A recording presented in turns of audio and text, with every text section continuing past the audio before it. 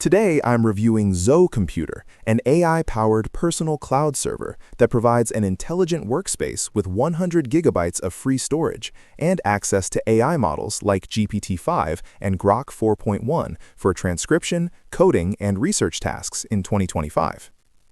Zo centralizes files, tools, and AI into one environment, allowing users to ask natural language questions, automate workflows, run code, and host apps or websites without switching between multiple cloud services.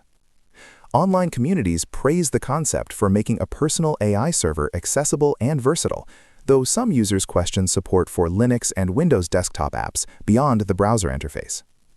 Zo also supports hosting public services such as websites, databases, or APIs on the free tier, making it more than just storage and enabling real software deployment directly from the server.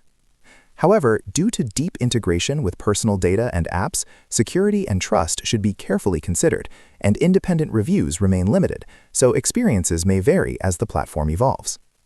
Overall, Zo Computer is a promising personal AI cloud environment in 2025, offering unified storage, apps, and AI capabilities with generous free resources, best suited for builders and power users seeking flexible digital workspace control.